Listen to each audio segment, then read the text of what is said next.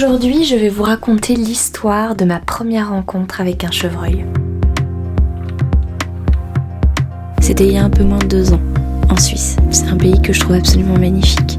Je me souviens que c'était dans les alentours de avril-mai. C'était dans le Valais et c'était un petit peu la fin de l'hiver en Suisse. Et c'est là que l'histoire commence. Je me souviens que j'avais fait une espèce de petite balade en forêt et en revenant de cette forêt, j'étais en voiture, je me suis rendu compte qu'au loin, très au loin, je vois des chevreuils. Je vous remets un petit peu dans le contexte, mais c'était vraiment le début pour moi de la vidéo animalière et de la photo animalière et c'était très nouveau. Et d'ailleurs, si vous n'avez pas encore vu la vidéo sur les fans, je vous conseille d'aller la voir. C'est exactement le même format qu'ici, sauf que c'est une autre histoire, je vous la mets quelque part. Et donc j'étais en voiture, je vois ces chevreuils comme ça au loin et je me dis bon bah pourquoi pas essayer de faire un affût. À l'époque, j'avais pas encore de camouflage, etc. J'avais pas encore ma Ghillie 3D et tout ça. J'étais pas camouflée du tout, j'avais pas encore de cagoule ni rien. Et du coup, j'ai dû faire un petit peu avec le moyen du bord. J'ai trouvé une énorme écharpe vert forêt. Je me suis habillée un petit peu en foncé, brun et tout ça. Pour le connaître un petit peu, j'avais pris quelques informations avant sur le chevreuil pour connaître un tout petit peu le comportement du chevreuil, connaissez un minimum le sujet. Et le mieux, je pense que c'est de faire ça à chaque fois, à chaque espèce différente, d'aller voir sur internet, de trouver des informations, d'aller lire dans des bouquins et trouver des informations sur l'espèce qu'on veut voir, parce que je pense que plus on connaît l'espèce et plus on arrive à identifier où elle se trouve, déjà avec les repérages et tout ça, et en plus de ça, on sait comment agir lors de telle ou telle situation.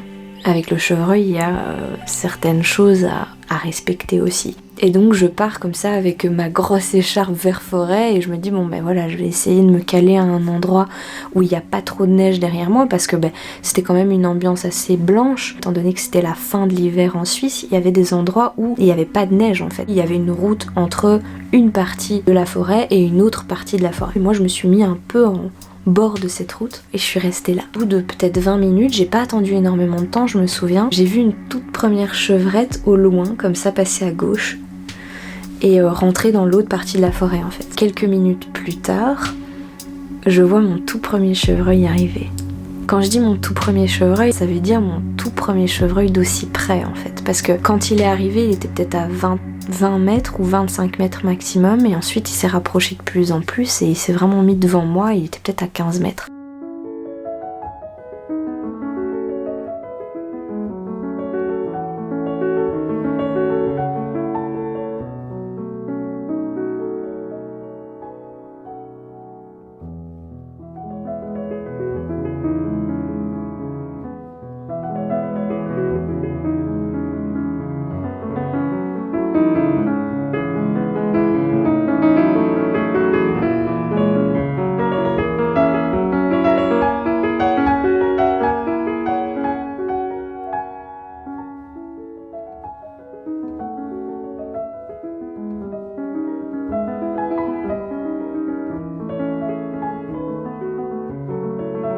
Et en fait, ce chevreuil, il est resté bien 10 minutes devant moi. Et je rigole pas quand je dis ça, il est vraiment resté 10 voire 15 minutes devant moi. Franchement, à l'époque, il y a peut-être un peu moins de 2 ans, c'était vraiment très impressionnant pour moi. J'avais le cœur qui battait comme jamais. J'ai senti mon cœur battre. Et en plus, je me souviens qu'à l'époque, j'avais vraiment gardé l'image en entière. Donc j'avais gardé le rush en entier. Ça veut dire que j'avais enregistré pendant 10 ou 15 minutes. J'ai pas arrêté d'enregistrer parce que je ne voulais pas perdre une miette de ce qui se passait devant moi. Et c'est marrant parce que j'agis pas spécialement de la même façon aujourd'hui. Mais du coup, voilà. Donc en gros, je vois ce chevreuil arriver et je suis vraiment... j'ai le cœur qui bat à 1000. J'étais un minimum cachée au niveau de mon visage parce que c'est la chose qu'on voit le plus vite, les mains et le visage. Et je me souviens qu'à l'époque, je m'étais renseignée un minimum sur le chevreuil parce que vraiment je pense que c'est important, mais il y avait des choses que je connaissais pas encore de lui. Il y a aussi de l'observation à faire pour connaître un animal. Du coup c'est marrant parce que je l'ai vu faire un comportement que je connaissais pas à l'époque et je me suis demandé mais qu'est-ce qu'il est en train de faire. Et en fait il grattait la terre et il se frottait avec ses bois, il frottait ses bois contre des branches, etc. Je me suis rendu compte par la suite que c'était un marquage qu'il faisait là. Je me sentais un petit peu privilégiée de voir ça et de vivre ça en fait. Et par la suite voilà, il était tout tranquille et c'était hyper agréable comme moment parce que il ne me voyait absolument pas. C'était très doux et très calme en fait. Je trouve ça absolument magique de pouvoir vivre ça et de pouvoir voir un animal qui est complètement paisible devant toi, ne sent pas du tout ta présence. C'est assez fou en fait de vivre ce genre de moment.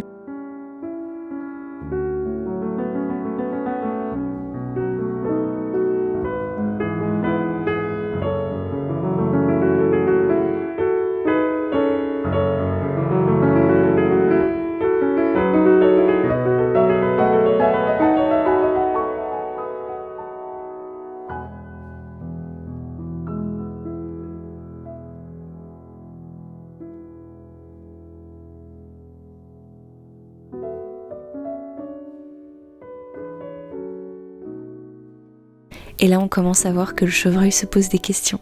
En tout cas il regarde fortement dans ma direction et je pense qu'il m'a senti.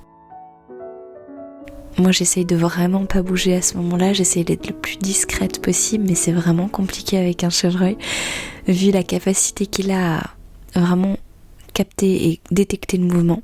J'essaye de pas bouger, mais il y a un léger moment où j'ai bougé un petit peu ma caméra.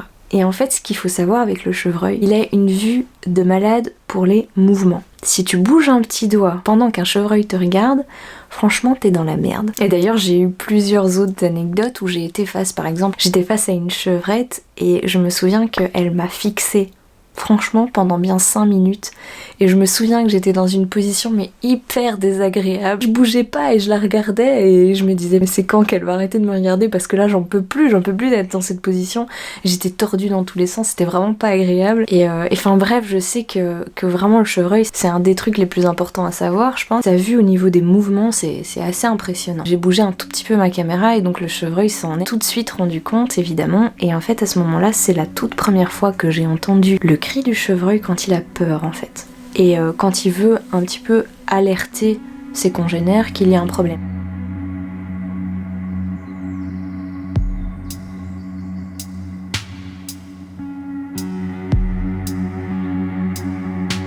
Alors j'ai pas de son à ce moment-là, mais j'ai quand même mis un cri de chevreuil pour que vous vous rendiez compte.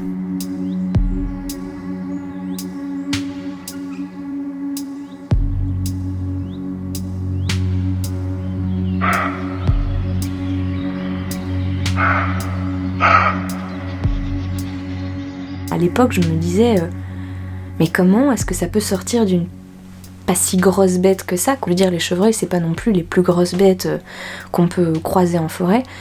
Et entendre ce bruit, mais ce bruit rauque qui sort de leur gorge comme ça, je trouvais ça vraiment impressionnant. Et encore aujourd'hui, je trouve ça vraiment impressionnant, mais c'est un petit peu le signe qui montre que là, t'as foiré, tu vois. T'as foiré parce que t'as bougé un petit peu, du coup il t'a vu, du coup il a compris ce que t'étais et il va se barrer en courant. Et c'est ce qui s'est malheureusement passé à ce moment-là, c'est que voilà, j'ai fait un petit mouvement, il a fait son cri et il est parti. Et donc voilà, en fait cette histoire, pour moi elle est importante. Il y a un peu moins de 2 ans, je commençais la vidéo animalière, c'était le tout début pour moi, c'était mon tout premier animal sauvage que je voyais. C'était hyper fort, c'était hyper intense. Je vais pas vous parler de tous les animaux que j'ai pu croiser parce que ça risque d'être un petit peu compliqué, mais en tout cas ceux qui m'ont touchée, j'ai vraiment envie de vous en parler. J'ai envie de vous parler des émotions que je peux ressentir avec ces animaux en fait, parce que vraiment à chaque fois ça m'apporte quelque chose, et que ce soit de l'adrénaline ou de l'admiration ou de la fascination complètement, parce que même si aujourd'hui c'est vrai que quand je vois un chevreuil arriver, j'ai moins le cœur qui bat, j'ai moins de palpitations, mais j'ai tout autant de fascination et tout autant d'admiration pour ces animaux. Dans tous les cas, je ferai mon possible pour partager avec vous un bout de cette magnifique nature et de pouvoir peut-être ensemble un peu plus la préserver. J'ai encore quelques anecdotes à vous raconter, je pense que j'en aurai encore d'autres. On n'est pas fini avec cette chaîne YouTube et je compte bien rester ici un petit temps, vous emmener avec moi voir d'autres espèces parce que je suis en train de travailler sur d'autres espèces. D'ailleurs, si vous voulez voir un petit peu les coulisses de mes préparations et tout ça, et des affûts, etc. que je fais et des repérages que je fais, vous pouvez aussi me retrouver sur Instagram. J'arrête là, je vous embrasse et je vous dis à la prochaine.